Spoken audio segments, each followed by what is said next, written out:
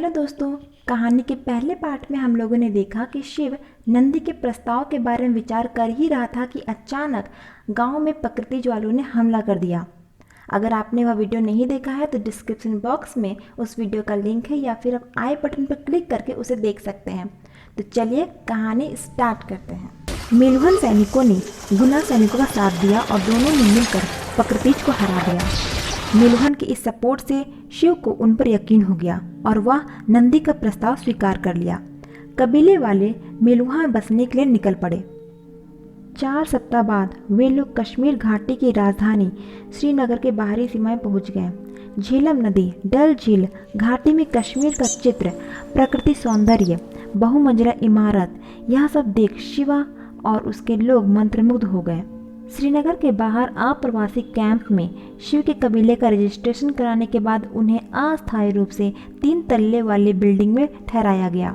पक्की सड़क, अंडरग्राउंड नालियाँ, ऊंची बिल्डिंग के अंदर सारी सुविधाएं जैसे फर्नीचर, सूती कपड़ा, बाथरूम इत्यादि आधुनिक तकनीक देख सब आश्चर्यचकित और खुश थे। युद्ध से भरी जिंदगी में उन्होंने ऐसा पहले कभी नहीं देखा था।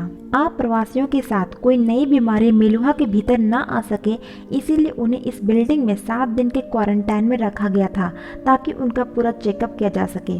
रात में अच्छा सा डिनर के बाद उन्हें एक औषधीय पेय पीने के लिए दिया गया। सब सोने चले गए। थोड़ी ही देर बाद शिव को अपने शरीर में कुछ अजीब महसूस हुआ। पूरा शरीर पसीने से लथपथ था। सांस लेने में तकलीफ हो रही थी। युद्ध से मिले पुराने चोटों में अजीब सी फीलिंग हो रही थी और उसका कंठ अत्यधिक ठंड हो गया था। उस रात कबीले के लगभग सभी लोगों को बुखार आ गया था, लेकिन शिव को नहीं आया था। उस देश की सबसे निपुण डॉक्टर आयुर्वती अपनी नर्सों के साथ उन लोगों का ट्रीटमेंट शुरू कर दी। आयुर्वती ने शिव को नहाने के लिए कहा। शिव महीने में सिर्फ 2 बार नहाता था, इसलिए ना चाहते हुए उसे नहाना पड़ा, वो भी बाथरूम नल और साबुन के साथ, जो उसने अपनी ज़िंदगी में पहले कभी नहीं देखा था। अचानक उसने देखा कि बहुत पुराने चोट जो युद्ध से मिले थे वो ठीक हो गए हैं, लेकिन कंठ अभी भी बहुत ज़्यादा ठंडा था। उसे कुछ समझ में नहीं आ रहा था। नहाने के बाद आयुर्वती ने शिव का हेल्थ चेकअप किया और बताया कि उसके कबीले वाले भी ठीक हो रहे हैं। तब आयुर्वती ने पूछा, आपने अपने गले को क्यों बांध रखा है? शिव ने कहा, ना जाने क्यों इससे अत्यधिक ठंड की अनुभूति हो रही है। उसने जैसे ही गले से कपड़ा हटाया, आयुर्वती चिल्ला पड़ी जैसे उसे सदमा लग गया हो। वह रोने लगी और अपने घुटने में बैठकर बोली, मेरे प्रभु आप आ गए। नंदी दौड़कर अंदर आया। नंदी ने पूछा, क्या हुआ? आयुर्वती ने शिव के गले की ओर इशारा किया। शिव का गला रहस्यमयी, चमकीला, नीला दिख रहा था। नंदी भी घुटने के बल बैठ गया और बोला, मेरे प्रभु आप आ गए। नीलकंठ आप आ गए। शिव को कुछ समझ नहीं आ रहा था। वह आईने में अपना नीला गला देख दंग रह गया। मेलुहा की राजधानी थी देवगिरी। मेलुहा के सम्राट शिव को स्वयं देखना चाहते थे, अतः उसने शिव को देवगिरी पहुंचाने का आदेश दिया। उधर शिव अपने मित्र भद्र से बातें कर रहा था। भद्र ने कहा, मैंने नीलकंठ के पौराणिक कथा के बारे में सिर्फ एक लाइन सुनी है कि शायद मेलुहा गहरे संकट में है और केवल नीलकंठ ही उन्हें बचा सकते हैं। शिव को कुछ समझ नहीं आया। वो कहता है, इन्हें कैसा संकट? ये हम लोग से कहीं अधिक विकसित और संपन्न है, इसके बावजूद ये सब मेरी पूजा कर रहे हैं। अगले दिन शिव नंदी और 3 सैनिकों के साथ देवगिरी के लिए रवाना होता है। उसका गला ढका होता है ताकि कोई उस नीले गले को ना देख पाए। मार्ग में शिव नंदी से मेलुहा को बनाने वाले भगवान राम के विषय में जानता है। शिव यात्रा के दौरान नंदी से बाजूबंद के बारे में जानता है, जो हर मेलुहावासी पहनते थे। यह बाजूबंद उनकी जाति को दर्शाता था, जैसे पक्षी का मतलब ब्राह्मण, फूल का मतलब वैश्य, जानवर का मतलब क्षत्रिय और मछली का मतलब शूद्र। यह जाति उन्हें जन्म के आधार पर नहीं बल्कि योग्यता के आधार पर मिलते थे। अब सिर्फ व्यास नदी को पार करना था, जिसके उस पार देवगिरी था। व्यास नदी पार करते समय नंदी अपने अधिक वजन के कारण नदी में गिर गया। शिव उसे बचाकर नदी के किनारे तक ले गया। देवगिरी की सेना उन्हें नदी के उस पार के किनारे विश्राम गृह में ले गए। नंदी अब खतरे से बाहर था, लेकिन बेहोश था। शिव बाहर थोड़ा टहलने के लिए निकला, लेकिन अपने सवालों में खोते हुए वह सड़क से दूर एक आलीशान भव्य बिल्डिंग के सामने पहुंचा, जहां लिखा था भगवान ब्रह्मा का मंदिर। वह मंदिर के सीढ़ियों में बैठ गया। तभी एक स्त्री रथ चलाते हुए आई और मंदिर के सामने रुकी। वह स्त्री अत्यंत खूबसूरत, आत्मविश्वास से भरी और शांत थी। वह स्त्री अपनी सखी कृतिका के साथ मंदिर में प्रवेश की, लेकिन उसने नोटिस कर लिया था कि यह बिना जाति सूचक बाजूबंद पहनने वाला व्यक्ति विदेशी है जो उसे घूर रहा था। थोड़ी देर बाद वह स्त्री वापस लौटी और फिर उसने शिव को घूरते हुए पाया। वह पूछी, आपको कोई समस्या है?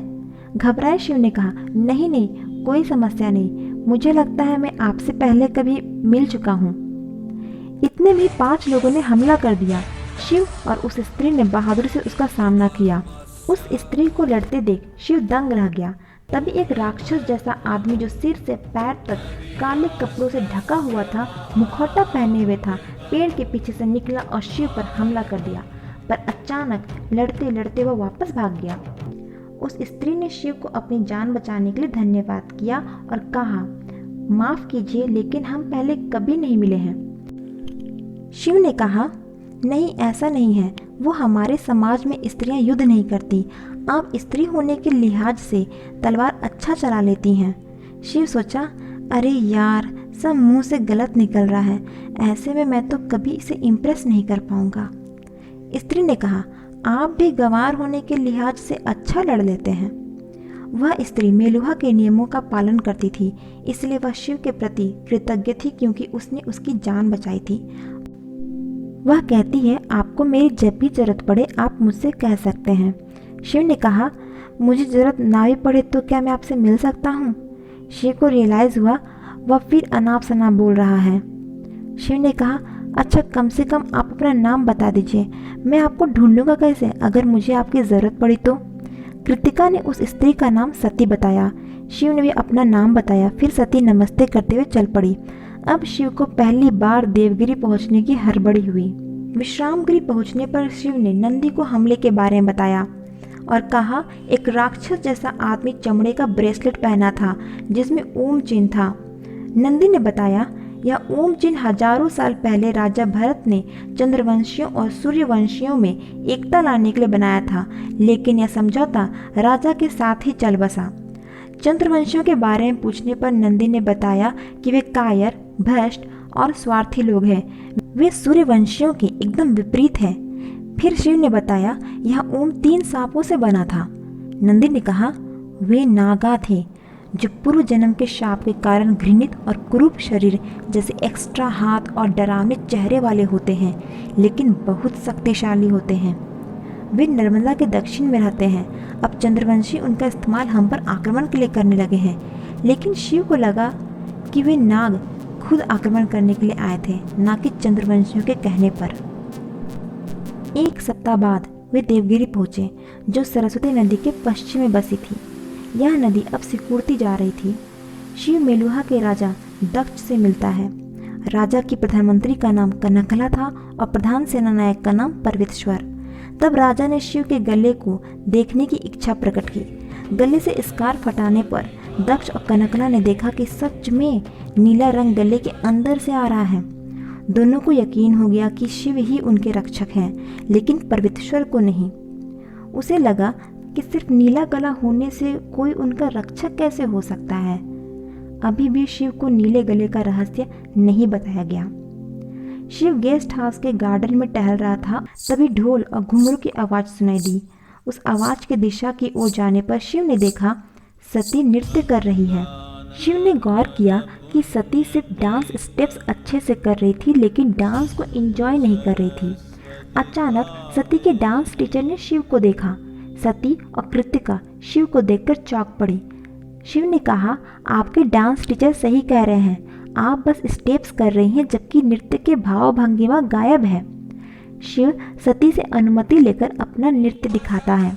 सभी चौंक जाते हैं कि यह विदेशी इतनी बारीकी से बिल्कुल सही डांस कैसे कर रहा है। गुरुजी ने सती को शिव से डांस सीखने के लिए कहा, लेकिन सती कुछ कारणवश जवाब नहीं दे पाई। गुरुजी ने सती को शिव से डांस सीखने के लिए कहा, लेकिन सती कुछ कारणवश जवाब नहीं दे पाई और प्रणाम कर चली गई। अगले दिन शिव को पता चलता है कि राजा दक्ष 184 वर्ष के थे, जबकि वे 30 वर्ष से ज़्यादा के नहीं लगते थे। यहाँ तक कि मेलुहा में कोई बूढ़ा नहीं दिखता था। भौचक्के शिव ने इसका कारण राजा से पूछा। राजा ने कहा, यह सोमरस के कारण है जो भगवान लोग पीते हैं।